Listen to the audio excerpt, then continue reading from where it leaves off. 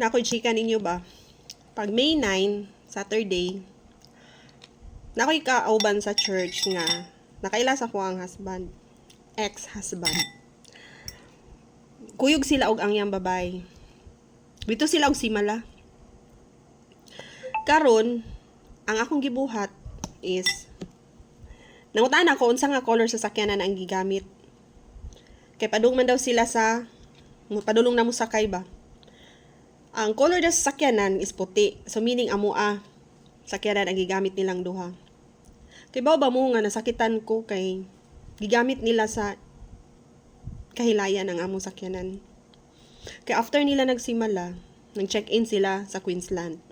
Unsa kasakit nako isip asawa ba nga makahibaw nga ang among sakyanan gigamit nila sa ingon anak dinautan. Nya to think ha, na ako permi sa simbahan. Insulto kayo nako nga ang usa ka butang holy para nako sacred giblisingan ba to. Sakit kayo nako kay ako man silang gipasundan gikan sa car ug asa sila.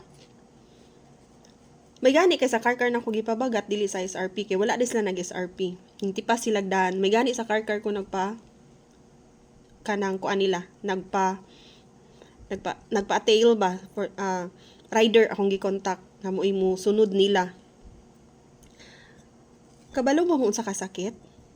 Kung kamo ang asawa siguro sa akong part makaingon mo nga kabalo mo na imong bana din ha unsa imong buhaton kay bawo mo nag-check-in sila sa iyahang mistress nga bridesmaid nako pagkasal, friend nako, close nako, iyang bana suod sa kong bana, magkita ay gud sila sa buwangan. Sakit kayo no nga ang mistress sa imong husband isang imura sa daing bridesmaid, amiga, suod. Pero to tell you honestly, akong gibuhat is nagdagkot ra kog kandilarya, same ana akong gibuhat oh. Nagdagkot kog kandilarya. Unya, nangaliya ko sa Ginoo. Niyong ko, Lord, tell me what to do. Unsa magiangayan akong buhaton, Lord? Gusto ko ikaw ang mo desisyon, ang imong pagbuot mo'y matuman ug dili ang ako ah. So karon, ready na sila dito. Ang rider ning chat na nga ma'am unsa man di lang sa ako mobiya dinhi unya ako lay mo kanang ako lay mo tawag og pulis igabot nimo hanay ang tanan ako igsuon na asad kuyugan ko niya kay basig di na ako kaya mahinan-aw iabli sa kwarto unsa ako makit-an makaya ba nako or dili basig makuyapan ko. So plantilya wise, ready na ang tanan. Ako na lay gihuwat nga maabot dito. Para mo tawag og pulis.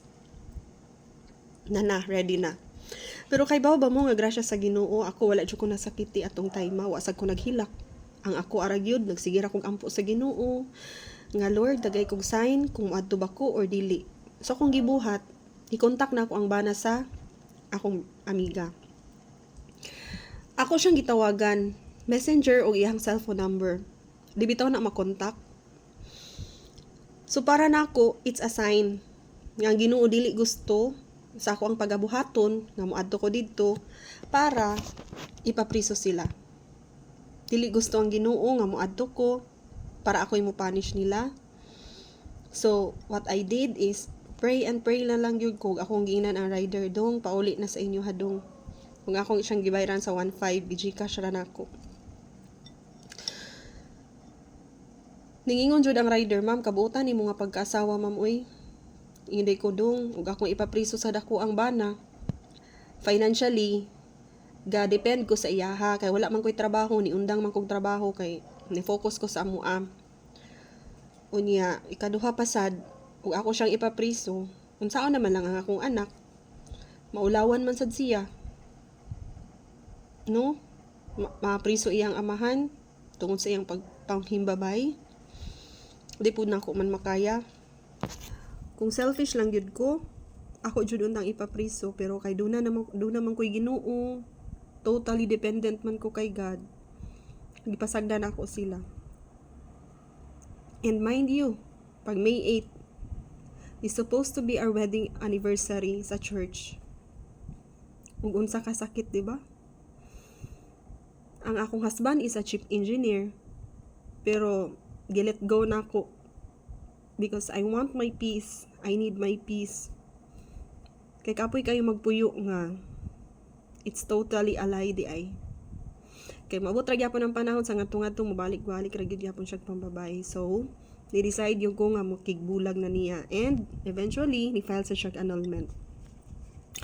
So, on process ang among annulment karon. Now, murag pagkaugmaan na ni sink in bitong tanan ako. Ay pa ko nihilak. Naghilak ko while driving padulong sa eskwelahan. No. Gahilak ko later part na.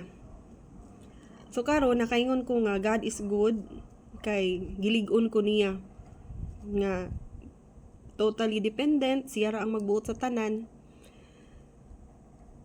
Mao to ang akong story. So dili tanan nga magpakalig-on gumikan lang sa selfishness. Ang ako alang yun gibuhat is ipanaligdan ako ang akong anak sa kauwaw and I let God handle it. So gi-lift up nako ang tanan, akong gihangad nako tanan sa Ginoo ug siya na ang mag-igo, siya na ang mag-igo sa tanan, siya na ang maghanay sa tanan. Siya maoy ako ang saya jud ko nakasandig sa tanan-tanan. Tanan akong desisyon ikonsulta nako sa Ginoo. So that's it. That's the progress of my story. So importante na ako akong peace of mind kay kung ako pa siyang gipapriso, nakatuog baka ko ron. Wa ko na haggard kaayo, no? Di ba ta katulog anang ingon ana nga natay problema. So importante gyud nato ang peace of mind.